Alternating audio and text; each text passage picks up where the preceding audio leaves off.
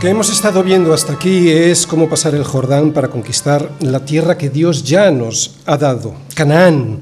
Canaán como un tipo de herencia que los cristianos tenemos en Cristo. Y aunque nuestro Canaán no es una imagen exacta de la Jerusalén celestial aquí en la tierra, porque tú y yo no tenemos que batallar, no tenemos que pelear para ganar el hogar que tenemos reservado en el cielo, eso ya lo hizo Cristo en una cruz. Canaán aquí sí que es la herencia que Dios nos ha regalado y que podemos disfrutar ya por fe desde ahora mismo, aunque claro, como una sombra de lo que será allí. Por eso aquí todavía tenemos que pelear. Pablo nos dice en Colosenses 1, versículo 24, que cumplía en su carne lo que faltaba de las aflicciones de Cristo por su cuerpo, que es la Iglesia. Lo que significa esto es que todavía aquí tenemos que sufrir esos ataques que Satanás le inflige a su Iglesia por ser el cuerpo de Cristo. No para poder ganarnos el cielo, porque eso ya está satisfecho con el sacrificio perfecto del Señor en la cruz, sino porque el odio que le tiene Satanás a aquel que le derrotó en una cruz todavía lo tiene que padecer aquí su cuerpo, que es la Iglesia, hasta que estemos allí definitivamente con él, ¿entendéis? Por eso todavía tenemos padecimientos aquí. Por eso nuestro Canaán aquí tenemos todavía batallas que pelear, pero también tenemos días de victorias y de descanso. Por eso nos preguntábamos en los sermones anteriores por qué, a pesar de la promesa de victoria que tenemos de Dios en Cristo Jesús, por qué hay tantos cristianos que todavía están en medio entre Egipto y Canaán.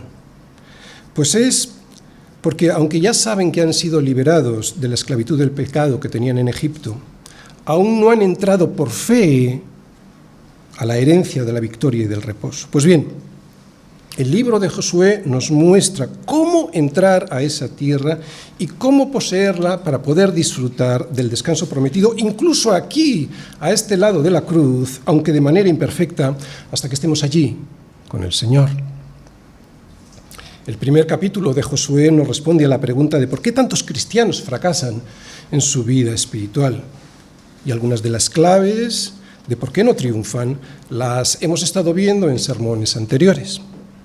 Porque no confían en la soberanía del Señor y en sus promesas, porque no se esfuerzan, porque no son valientes, porque no obedecen a lo que saben que tienen que obedecer, porque no se han preparado para la lucha. Por eso, cuando llegan los problemas, les pillan desprevenidos, porque no han sido previsores y no han comido el pan que todos los domingos desciende desde el cielo en forma de predicación. Por eso están débiles y son inútiles para pelear, y porque debido a todo lo anterior no luchan en unidad, todos juntos y en armonía, peleando la buena batalla. Es lo que quiere Dios con su Iglesia. Así es como Dios quiere que crucemos el Jordán y que peleemos al otro lado. ¿Os imagináis?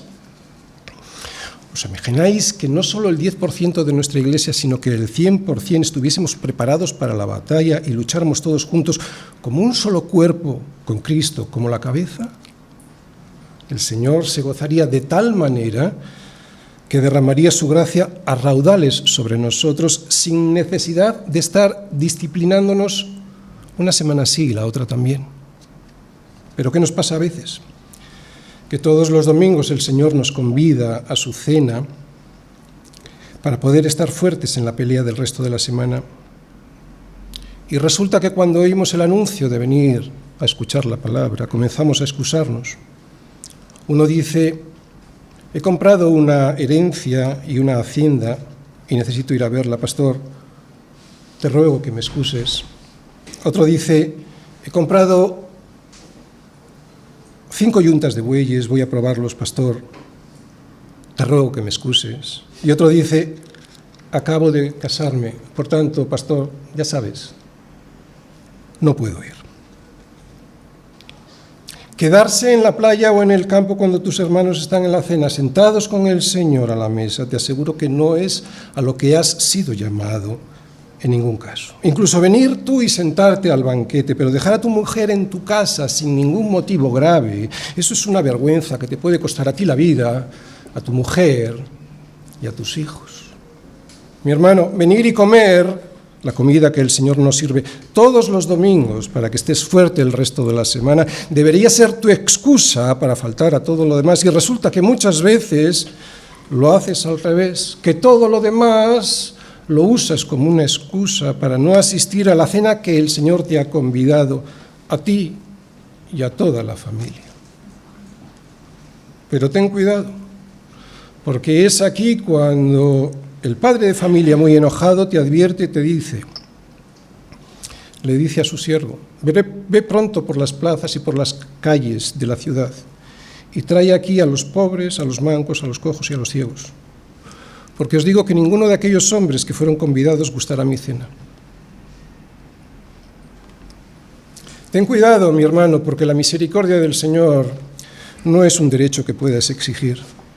La misericordia que hace que hoy puedas estar aquí es un regalo, es una gracia, es una dádiva que surge de Él por su buena voluntad. No es por tu justicia ni por la rectitud de tu corazón que entras a poseer la tierra de ellos, como le dijo Moisés al pueblo de Israel. Recuérdalo siempre. Y la historia que hoy vamos a ver es la historia de una pobre, de una manca, de una coja, de una ciega, de una prostituta cananea, que no formaba parte de la nación escogida, pero a la que el poder de Dios forzó a entrar a su casa para que pudiera disfrutar ella y su familia de la misericordia del festín que muchos de nosotros a veces despreciamos, a pesar de haber sido nosotros los primeros llamados a disfrutarlo.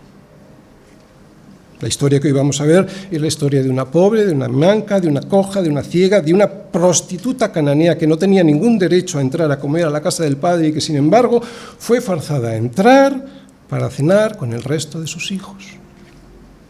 ¿Y para qué? ¿Para qué esta historia en la Biblia? Para demostrarte, entre otras cosas, que es el poder de Dios el que te hace disfrutar de su cena. Para demostrarte que la gran cena, que es poder disfrutar de la comunión del reino de los cielos, con Dios mismo y con el resto de sus hijos, incluso ya aquí, como una sombra de lo que será allí, es una gracia de un Dios con una misericordia y con un poder sin límites para salvar incluso al más perdido, pero al que hay que buscar mientras pueda ser hallado, al que hay que llamar en tanto que esté cercano.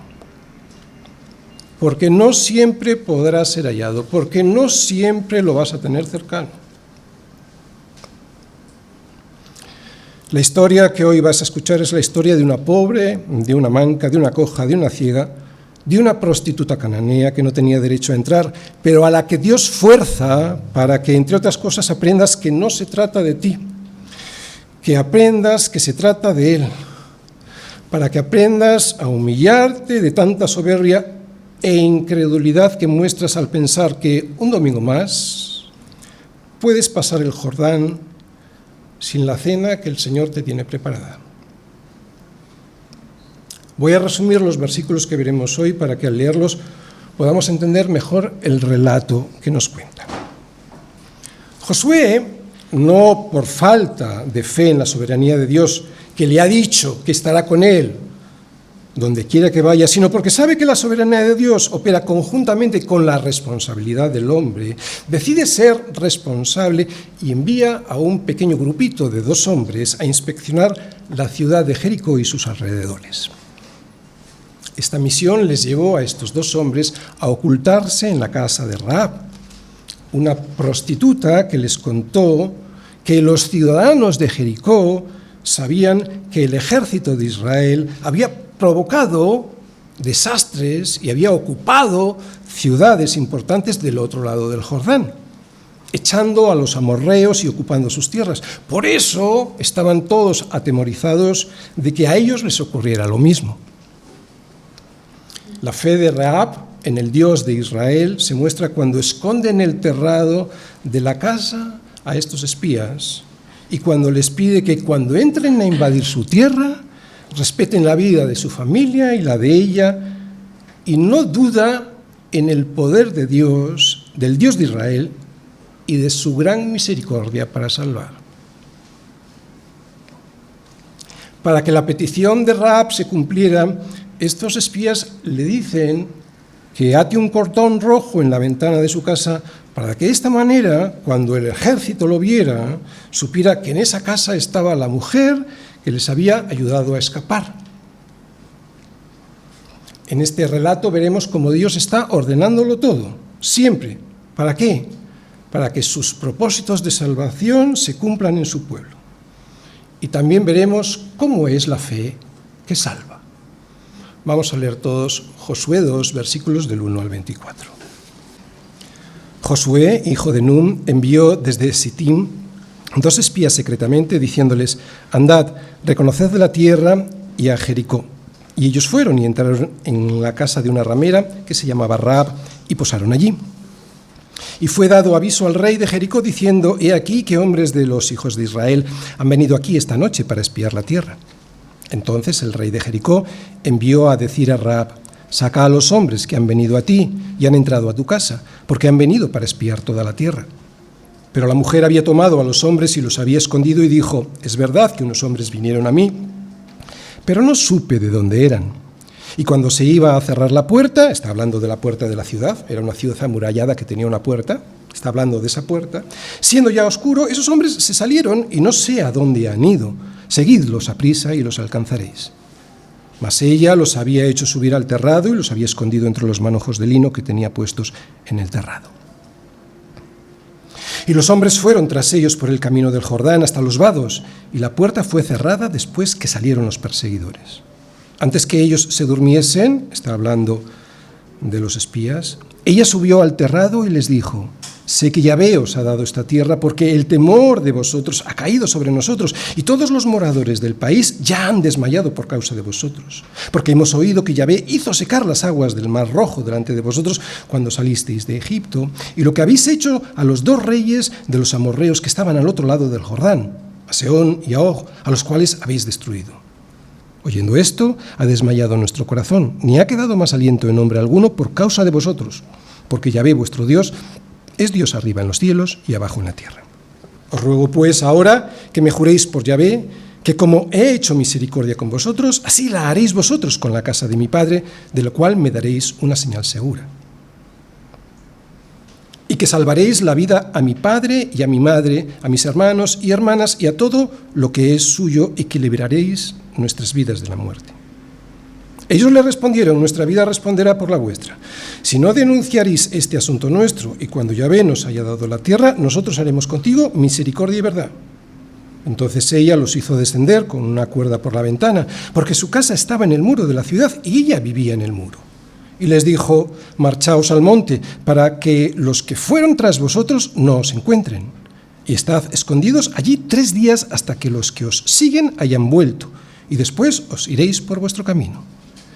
Y ellos le dijeron: nosotros quedaremos libres de este juramento con que nos has juramentado.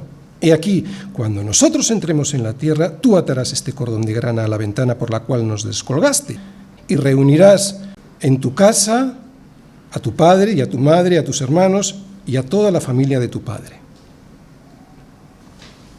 Cualquiera que saliere fuera de las puertas de tu casa, su sangre será sobre su cabeza, y nosotros sin culpa. Mas cualquiera que se estuviere en casa contigo, su sangre será sobre la nuestra cabeza, si mano le tocare.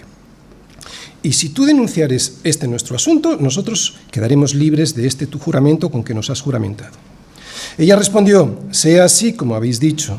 Luego los despidió y se fueron, y ella ató el cordón de grana a la ventana. Y caminando ellos, llegaron al monte y estuvieron allí 3 días, hasta que volvieron los que los perseguían, y los que los persiguieron buscaron por todo el camino, pero no los hallaron.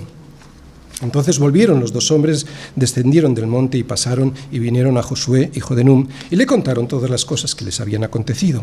Y dijeron a Josué: Yahvé ha entregado toda la tierra en nuestras manos, y también todos los moradores del país desmayan delante de nosotros.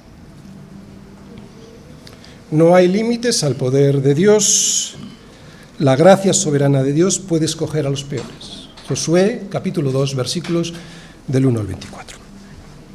El tema del sermón de hoy es darnos cuenta cómo es la gracia de Dios en la salvación, que escoge a los peores, si es así como Él lo considera, para salvarles.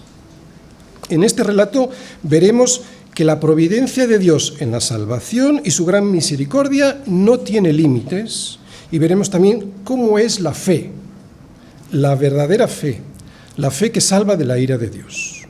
Y lo voy a hacer a través del siguiente esquema. Primera parte. Introducción. ¿Quién era Rahab? Versículo 1. Segunda parte. La responsabilidad de Josué, también en el versículo 1. Tercera parte. La soberanía de Dios, versículos del 2 al 7. Cuarta parte.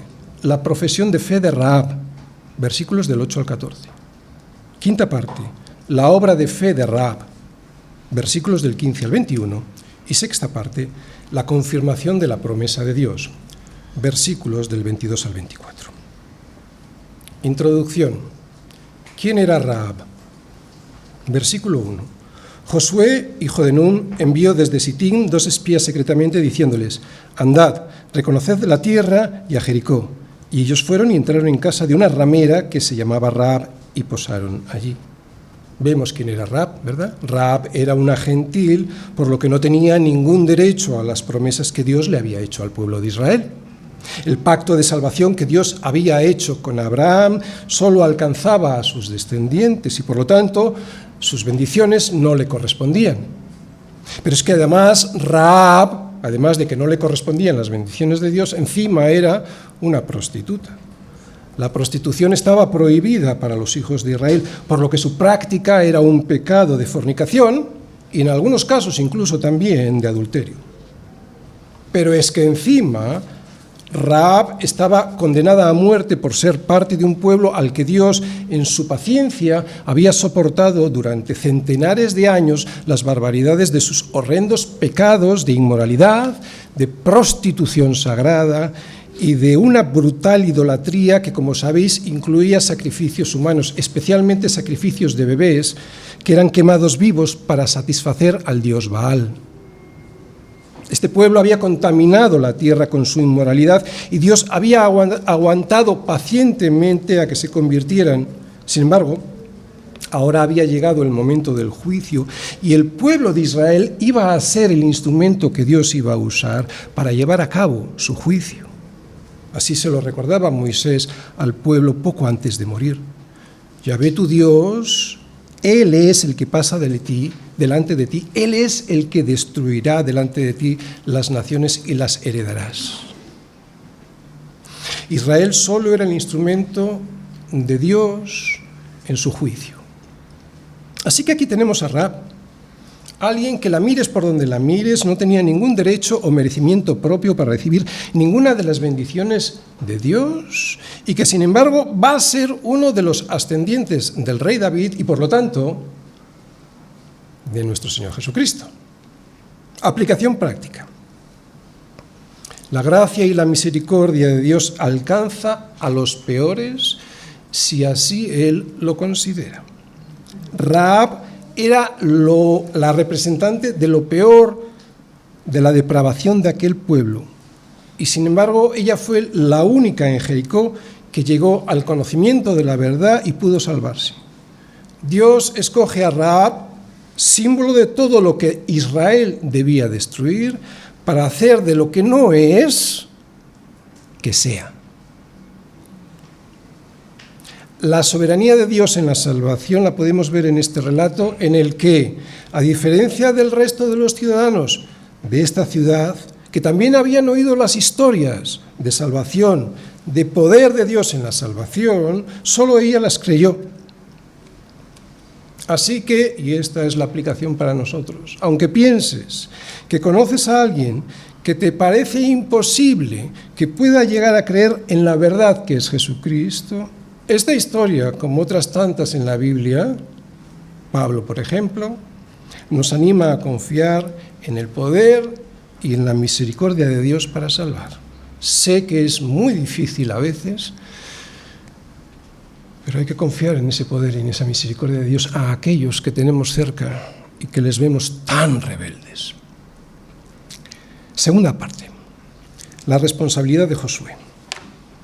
Josué, hijo de Nun, envió desde Sitim 2 espías secretamente diciéndoles: andad, reconoced la tierra y a Jericó. Y ellos fueron y entraron en casa de una ramera que se llamaba Rahab y posaron allí. ¿Recordáis? Josué había hecho antes ya otras previsiones, había delegado trabajo, también había mandado hacer acopio de comida y ahora envía a 2 espías a reconocer la ciudad de Jericó y su entorno. Aplicación práctica. Además de lo que ya aprendimos en el sermón anterior sobre la necesidad de la planificación y del orden necesarios en nuestra labor de conquista de la tierra prometida, ¿para qué? Para que no nos pille por sorpresa el enemigo que desea nuestro fracaso y así poder expulsarlo de nuestro corazón. Y además de la necesidad de alimentarnos bien con la palabra de Dios para tener fuerzas en esa pelea. Además ahora vemos que Josué quiere reconocer el terreno para conocer mejor al enemigo y saber por dónde atacarle. Así que Josué es previsor. ¿Cómo? Ya lo vimos, haciendo acopio de comida, mandando alimentarse bien y espiando al enemigo. Aunque confía completamente en la soberanía de Dios y en su poder, es previsor y responsable en la misión que tiene encomendada. Prepararse para el ataque, ser previsor, no significa falta de fe. Podemos confiar plenamente en el poder y en la soberanía de Dios para nuestra vida, pero no dejar a la improvisación el trabajo que nos ha sido dado. Asumir riesgos que no son necesarios no significa una mayor confianza en Dios. Es más bien desafiar a Dios y, por lo tanto, es arrogancia en la carne. Josué tomó la precaución de enviar a 2 espías no por falta de fe, sino para evitar riesgos innecesarios. Esto es como los que leen Lucas 10:19.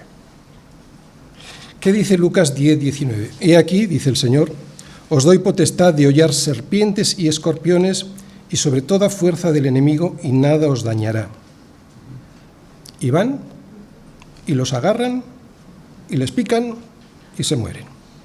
Claro, esto es soberbia.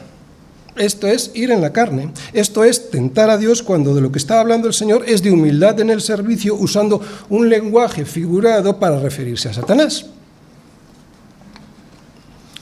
Otra aplicación práctica que podemos ver es que les envía secretamente. Y esto lo que significa es que no fue el pueblo de Israel quien se lo ordenó.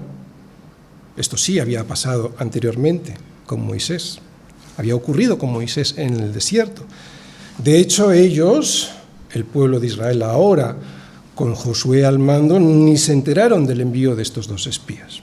Moisés envió a 12 espías desde el desierto para ver cómo era la tierra que Dios les había prometido. Dice así Moisés: vinisteis a mí todos vosotros, vinisteis a mí, y me dijisteis, enviemos varones delante de nosotros que reconozcan la tierra. ¿Os dais cuenta? No había sido una decisión de Dios, sino que la consintió por su incredulidad, para que comprobaran que lo que les había dicho Dios sobre las bondades de la tierra que les iba a dar era verdad. Esto lo podemos ver en Números 13, versículo 19, cuando los espías que Moisés envió, lo que querían saber era cómo era la tierra habitada, si era buena o si era mala. ¿Os dais cuenta? Desconfiaban de Dios porque Dios ya les había dicho que era buena. Pero Josué no envió a estos 2 espías por desconfianza, lo hizo para poder atacar al enemigo con ventaja, lo que nos enseña otra cosa, que debemos dejar hacer a los que Dios ha puesto al mando, porque por algo los ha puesto. Dios pone a sus servidores como responsables de nuestras almas, por eso les da un discernimiento especial para poder advertirnos de los peligros que nos acechan. ¿Entendéis? Esto es un milagro espiritual. ¿Qué hemos visto? Hemos visto que Josué es previsor, pero Dios es soberano. Versículos del 2 al 7. Y fue dado aviso al rey de Jericó diciendo, he aquí que hombres de los hijos de Israel han venido aquí esta noche para espiar la tierra. Entonces el rey de Jericó envió a decir a Rahab, saca a los hombres que han venido a ti y han entrado a tu casa, porque han venido para espiar toda la tierra. Pero la mujer había tomado a los 2 hombres y los había escondido y dijo, Es verdad que unos hombres vinieron a mí, pero no supe de dónde eran. Y cuando se iba a cerrar la puerta, la de la ciudad, siendo ya oscuro, esos hombres se salieron, y no sé dónde han ido. Seguidlos aprisa y los alcanzaréis. Mas ella los había hecho subir al terrado y los había escondido entre los manojos de lino que tenía puestos en el terrado. Y los hombres fueron tras ellos por el camino del Jordán hasta los vados, y la puerta fue cerrada después que salieron los perseguidores. El rey de Jericó, al ponerse a buscar a los espías, ponía en peligro su vida, la vida de los espías. Lo que no sabía es que Dios les estaba cuidando. En este caso, a través de Rahab, una ramera gentil. Varios temas aquí. Primero, la mentira de Rahab. La mentira no se puede disculpar. La mentira en ningún caso puede justificarse. Si es así, pastor, ¿por qué Rahab mintió? Bueno, Rahab no era una hija de Israel y por lo tanto no conocía la gravedad de la mentira que Dios ha establecido en su palabra. Ella estaba acostumbrada al engaño, era una prostituta, y simplemente lo puso en práctica de nuevo en esta ocasión. ¿Cuántas veces habremos hecho nosotros cosas equivocadas cuando no sabíamos bien las prescripciones de Dios establecidas en su palabra y sin embargo Dios las usó para llevar a cabo los propósitos de su voluntad, ¿verdad? Así que lo que vemos aquí en realidad es la soberanía de Dios, es cómo Dios protege a los suyos sin que los suyos a veces se enteren de cómo lo hace. Primera aplicación práctica. El Señor tiene todo organizado desde antes de la fundación del mundo, que no te quepa la menor duda. Y aunque el Señor nos dice, id, conquistad la tierra, yo os envío como corderos en medio de lobos, también podemos decir confiadamente, Jesús es mi ayudador, no temeré lo que me pueda hacer el hombre. ¿Os dais cuenta? Soberanía de Dios, protegiendo a los suyos, nuestra responsabilidad, yendo a hacer lo que debemos hacer. La soberanía de Dios obrando junto con la responsabilidad del hombre que vive por fe. Una fe que se ve. Por eso la otra enseñanza que vemos en este pasaje es que la fe no es invisible. Santiago nos lo recuerda cuando nos dice, Rahab la ramera no fue justificada por obras cuando recibió a los mensajeros y los envió por otro camino. La evidencia de una fe verdadera se ve especialmente en el trato a los hermanos de la fe. Nosotros sabemos que hemos pasado de muerte a vida, ¿en qué? En que amamos a los hermanos. El que no ama a su hermano permanece en muerte. Aquellos que no muestran amor a sus hermanos, incluso aquellos que no los conocen siquiera en la iglesia, no andan correctamente. Pero si andamos en luz, como Él está en luz, tenemos comunión unos con otros y la sangre de Jesucristo, su Hijo, nos limpia de todo pecado.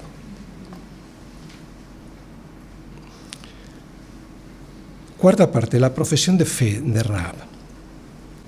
Antes que ellos se durmiesen, ella subió al terrado y les dijo, sé que Yahvé os ha dado esta tierra porque el temor de vosotros ha caído sobre nosotros, y todos los moradores del país ya han desmayado por causa de vosotros. Porque hemos oído que Yahvé hizo secar las aguas del Mar Rojo delante de vosotros cuando salisteis de Egipto, y lo que habéis hecho a los dos reyes de los amorreos que estaban al otro lado del Jordán, a Sehón y a Og, a los cuales habéis destruido. Oyendo esto, ha desmayado nuestro corazón, ni ha quedado más aliento en hombre alguno por causa de vosotros, porque Yahvé vuestro Dios es Dios arriba en los cielos y abajo en la tierra. Os ruego, pues, ahora que me juréis por Yahvé, que como he hecho misericordia con vosotros, así la haréis vosotros con la casa de mi padre, de lo cual me daréis una señal segura, y que salvaréis la vida a mi padre y a mi madre, a mis hermanos y hermanas, y a todo lo que es suyo, y que libraréis nuestras vidas de la muerte. Ellos le respondieron, nuestra vida responderá por la vuestra, si no denunciaréis este asunto nuestro. Y cuando Yahvé nos haya dado la tierra, nosotros haremos contigo misericordia y verdad. Bien, antes de ver la fe de Rahab, la profesión de fe de Rahab, o sea, cómo era la fe de Rahab, una fe que se veía, vemos en el versículo 8 a dos espías que estaban en peligro dispuestos a dormir. La aplicación práctica. puedes estar rodeado de dificultades y de peligros, pero si eres fiel y obediente a la misión que Dios te ha encomendado, Él te dará la paz que necesites. Es una vida de obediencia a la palabra la que te da la paz y el descanso que necesitas. Otra vez, es una vida de obediencia a la palabra la que te da ese descanso y la paz que supera cualquier entendimiento. Pero cuando desobedeces a lo que sabes que Dios te dice en su palabra, entonces la conciencia de pecado, claro, te impide descansar, ya sea de día o de noche. Veamos ahora la fe de Rahab. ¿Cómo es la fe de Rahab? Porque eso nos ayudará a saber si nuestra fe es correcta o la fe de cualquiera a la que hablemos de Cristo es una fe verdadera. En primer lugar, en el versículo 10, Rahab repasa las obras soberanas de Dios. Fijaos, dice así: porque hemos oído que Yahvé hizo secar las aguas del Mar Rojo delante de vosotros cuando salisteis de Egipto, y lo que habéis hecho a los dos reyes de los amorreos que estaban al otro lado del Jordán, a Sehón y a Og, a los cuales habéis destruido. ¿Cómo es la fe bíblica? La fe bíblica, para empezar, se fundamenta en conocimiento, en datos objetivos que podemos conocer sobre Dios. Algo similar pasa con los matrimonios. Nadie se casa simplemente por un flechazo. Sí, puede haberlo, pero inmediatamente después los dos se hablan, se comunican, se conocen, se cuentan sus ambiciones de futuro y sus historias del pasado, lo que les gusta y lo que no. Y de esa manera saben cómo es uno y cómo es el otro. Lo mismo sucede con la fe. La fe no es un flechazo por Dios, un sentimiento agradable acerca de Él. La fe surge de oír lo que Él ha hecho por su pueblo. ¿Os dais cuenta? En la Biblia vemos la soberanía de Dios en la salvación. Él elige a los suyos desde antes de la fundación del mundo. Sí, pero también nos dice que para que alguien se salve, primero tiene que creer. Y para que crea, tiene que oír la verdad. Y para que oiga esa verdad, alguien se la tiene que contar. Nadie será salvo sin oír primero la verdad. Y aquí vemos a una prostituta cananea que llegó a creer porque los hombres que pasaban por aquella su casa le contaban lo que el Dios de Israel había hecho con los pueblos de los amorreos, al otro lado del Jordán. ¿Os dais cuenta? La providencia de la salvación de Dios no tiene límites. Nada de lo que pasa es por casualidad. Dios lo tiene controlado todo y, sin embargo, nadie será salvo sin conocer la verdad. Dios trabaja conjuntamente con su pueblo, así Él lo quiere hacer, y eso es un gran privilegio para nosotros, poder trabajar junto a Él. Esta es la primera aplicación práctica, que nadie será salvo sin oír primero la verdad de las obras de Dios.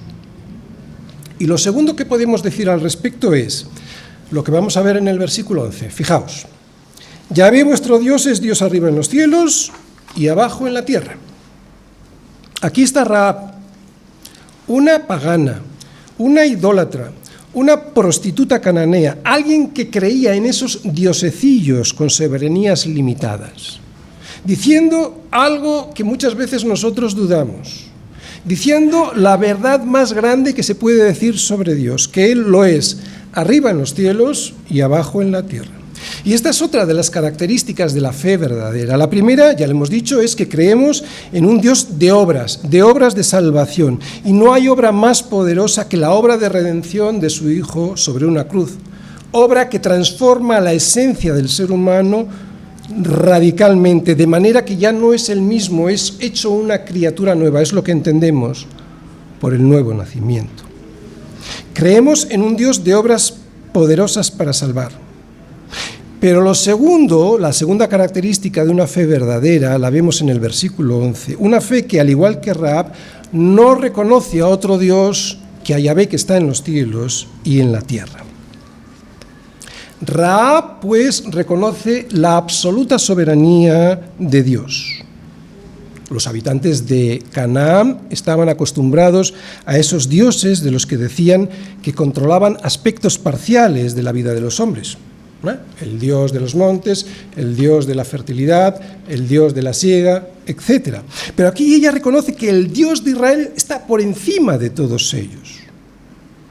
Y la pregunta para nosotros ¿es así nuestro Dios? ¿Creemos en un Dios como el de Rahab, de verdad? Un Dios que no compite con las desgracias y con las circunstancias adversas por las que pasamos, sino que está muy por encima de todas ellas. Es un Dios tan soberano sobre todo que hasta nuestra salvación depende de Él. Dios fue, Dios mismo, quien hizo todo en la obra de salvación. Tú y yo no podemos hacer nada para salvarnos. Él mismo lo dijo sobre la cruz: consumado es, no hay nada que puedas hacer, ya lo hice yo todo. Esto es lo que significa consumado es, que ya está todo hecho, que no es necesario añadir ya nada más. Por eso, si Él hizo lo más, ¿por qué no va a hacer lo menos? El que no escatimó ni a su propio Hijo, sino que lo entregó por todos nosotros, ¿cómo no nos dará con Él también todas las cosas? Otra vez, ¿es este Yahvé para ti? Y si lo es, ¿de qué te preocupas? ¿No? Ríndete a su soberanía. Es lo que piensa ahora Rahab. Ahora lo vamos a ver enseguida. Que después de conocer las obras poderosas del Dios de Israel y de reconocer que no hay otro Dios en los cielos y en la tierra como Él, va a pedir su misericordia para poder salvarse. Rahab se rinde ante un Dios todopoderoso y soberano y en el que intuye una gran misericordia. Versículos 12 y 13. Os ruego pues ahora que me juréis por Yahvé, que como he hecho misericordia con vosotros, así la haréis vosotros con la casa de mi padre, de lo cual me daréis una señal segura, y que salvaréis la vida a mi padre y a mi madre, a mis hermanos y hermanas, y a todo lo que es suyo, y que libraréis nuestras vidas de la muerte. Fijaos, esta es la tercera característica de una fe verdadera, que no se conforma con conocer a Dios y su soberanía, sino que se apresura a refugiarse en Él para salvarse de la ira venidera. Es lo que vemos que hace Rahab. Así pues, la fe que salva, la fe de verdad, es así. Primero, reconoce que Dios es un Dios poderoso en obras para salvar a su pueblo. Segundo, reconoce que Dios no solo es Dios arriba en los cielos, sino también abajo en la tierra. Y tercero, que es un Dios al que se le puede pedir misericordia. Pero hay que pedirla. Y Rahab la pide. No vale solo con conocer a Dios, hay que humillarse ante Él y pedir su misericordia. Bien, hemos visto 3 características de una fe verdadera. Vamos a ver la cuarta. Quinta parte, la obra de fe de Rahab. Entonces ella hizo descender con una cuerda por la ventana a estos hombres, porque su casa estaba en el muro de la ciudad y ella vivía en el muro. Y les dijo: marchaos al monte para que los que fueron tras vosotros no os encuentren. Y estad escondidos allí 3 días hasta que los que os siguen hayan vuelto, y después os iréis por vuestro camino. Y ellos le dijeron: nosotros quedaremos libres de este juramento con que nos has juramentado. He aquí, cuando nosotros entremos en la tierra, tú atarás este cordón de grana a la ventana por la cual nos descolgaste, y reunirás en tu casa a tu padre y a tu madre, a tus hermanos y a toda la familia de tu padre. Cualquiera que saliere fuera de las puertas de tu casa, su sangre será sobre su cabeza y nosotros sin culpa. Mas cualquiera que estuviese en tu casa contigo, su sangre será sobre nuestra cabeza si mano le tocare. Y si tú denunciares este nuestro asunto, nosotros quedaremos libres de este tu juramento con que nos has juramentado. Ella respondió: sea así como habéis dicho. Luego los despidió y se fueron, y ella ató el cordón de grana a la ventana. Pero alguno dirá: tú tienes fe y yo tengo obras. Muéstrame tu fe sin tus obras, y yo te mostraré mi fe por mis obras. Nos dice Santiago 2:18. La fe de Rahab se manifiesta ¿cómo? Se manifiesta en las obras hacia los hijos de Dios. Así es la verdadera fe, porque como el cuerpo sin espíritu está muerto, así también la fe sin obras está muerta. Somos salvos solo por fe. Solo es la fe en el sacrificio de Cristo el medio por el cual el poder de Dios nos salva. No nos salva la fe, nos salva el poder de Dios por medio de la fe. Pero la verdadera fe produce obras, no para salvación, sino que la verdadera fe, como la fe de Rahab, manifiesta que ya fuimos salvados. Por lo tanto, y como podemos ver en este relato, así como lo podemos ver por toda la Biblia, la fe y las obras forman una unidad. No pueden separarse la una, la fe, de las otras, las obras. Las obras son la expresión que se ve de la fe que no se ve, especialmente en el amor por los hermanos de esa fe. Así que la mejor manera que tenemos para saber si nuestra fe es correcta y verdadera es comprobar el trato que dispensamos a nuestros hermanos en la fe. ¿Recordáis las dos iglesias o dos de las iglesias que vemos en el Nuevo Testamento, en Corinto y en Filipos? Qué diferentes eran unos y otros, ¿verdad? Los creyentes que van en la carne, como los de Corinto, no paraban de crear problemas y divisiones entre sus hermanos y además criticaban a Pablo. Y sin embargo, aquellos que viven en el poder del Espíritu, como los de Filipos, cuando vimos la carta a los filipenses, vimos cómo se preocupaban por el resto de sus hermanos, procuran, como digo, ayudar a sus hermanos y además no le crean problemas al apóstol. ¿Veis cómo es la fe? La fe se ve en las obras. En el relato vemos que Rahab es consciente de que su salvación depende de algo, de un hilo de color grana que tenía que poner en la ventana. Y es muy interesante lo que os voy a decir ahora. Es muy interesante ver que no esperó a ponerlo después de los 3 días que los espías iban a estar escondidos en el monte o cuando después viese llegar a los ejércitos del Señor entrar a la ciudad. Ahí dice que los despidió y se fueron y ella ató el cordón de grana a la ventana. ¿Qué nos enseña esto? ¿Cuál es la primera enseñanza que podemos ver? Pues que la verdadera fe no espera días y días y días a ver si los espías vuelven y cumplen lo pactado. La verdadera fe confía en la misericordia de Dios desde el mismo instante en el que uno se rinde a Él. Y la otra enseñanza es bastante obvia. La sangre de Cristo nos cubre. Primero, la injusticia de Adán y Eva la tuvo que vestir Dios con la justicia de un inocente al que sacrificó para vestirles con pieles, lo que implicaba sangre derramada. Segundo, para salir de Egipto con vida, Dios dijo a los suyos que pusieran la sangre del Cordero de la Pascua en los postes y en los dinteles de las puertas para que, cuando el juicio de Dios hiriera a los primogénitos de Egipto, a ellos no les pasara nada. Así que solo las casas que tenían en sus postes y en sus dinteles esta marca, como el hilo de color rojo de Rahab, quedarían libres del juicio de Dios.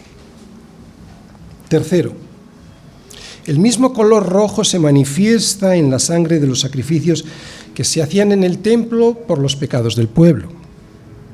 En este caso, Dios, y estoy hablando del Antiguo Testamento, Dios cubría esos pecados, no los quitaba. Ahora lo explico. Cubría esos pecados del pueblo en base al sacrificio futuro de Cristo en la cruz. Por eso podemos decir que solo Cristo salva. Otra vez, en base al sacrificio de Cristo en la cruz. Esto lo podemos comprobar en las palabras del apóstol Pablo a los Romanos, Romanos 3:25, cuando dice: a quien Dios puso, y está refiriéndose a Cristo, a quien Dios puso como propiciación por medio de la fe en su sangre para manifestar su justicia a causa de haber pasado por alto en su paciencia los pecados pasados. ¿Os dais cuenta? Los méritos de la sangre derramada de Cristo se extiende, todos esos méritos, o ese mérito para quitarle el pecado, se extienden tanto hacia atrás como hacia adelante. Hacia atrás para aquellos que tenían su vista puesta en el Mesías que había de venir. Hasta entonces se cubrían. Cuando vino Cristo, se quitaron. Y para nosotros, cuando miramos a Cristo, el Mesías que ya vino, esto es lo que significa que solo Cristo salva. Así que el creyente, al igual que Rahab nos muestra con su cordón grana, que está salvo si está cubierto por la sangre de Cristo. Esto no significa que seamos irresponsables. Mucho cuidado con esto. Cuidado con esto de que, como estoy cubierto por la sangre de Cristo, pues puedo comportarme como un irresponsable tentando a Dios. No. Esta responsabilidad la vemos también en los espías, ¿verdad? Dios estaba protegiéndoles, pero ellos se escondieron 3 días. Sexta parte. La confirmación de la promesa de Dios. Y caminando ellos llegaron al monte y estuvieron allí 3 días, hasta que volvieron los que los perseguían. Y los que los persiguieron buscaron por todo el camino, pero no los hallaron. Entonces volvieron los 2 hombres, descendieron del monte y pasaron y vieron a Josué, hijo de Nun, y le contaron todas las cosas que les habían acontecido. Y dijeron a Josué: Yahvé ha entregado toda la tierra en nuestras manos, y también todos los moradores del país desmayan delante de nosotros. Estos hombres regresan a Josué con un informe favorable a la invasión. Dicen: Yahvé ha entregado en nuestras manos toda la tierra, lo que refuerza la fe del pueblo de Dios en sus promesas. Termino. Toda esta historia es una historia de fe, una fe que se manifiesta en obras. Y también es la historia de un Dios soberano para salvar, cuya misericordia no tiene límites. Es la historia de una pobre, de una manca, de una coja, de una ciega, de una prostituta cananea que no formaba parte de la nación escogida, pero a la que el poder de Dios forzó a entrar en su casa para que pudiera disfrutar ella y su familia de la misericordia del festín que muchas veces nosotros despreciamos a pesar de haber sido invitados antes. Una pobre, una manca, una coja, una ciega, una prostituta de una tierra llena de pecado que no despreció la llamada a la cena del Señor en cuanto oyó que sus hijos andaban cerca. Ya he visto a demasiados peregrinos de nuestra caravana llamados al banquete, un banquete en donde hay leche y miel en abundancia, despreciar la cena, la llamada a la cena del Señor pensando que mejor para mañana. Pero han pasado los años y ese mañana no les ha llegado todavía. Si alguien hoy está aquí escuchando la llamada a comer con Él, le recomiendo que se pongan las pilas y que no lo deje para mañana. ¿Por qué? Porque ese mañana puede que no llegue nunca. Ya lo he visto demasiadas veces.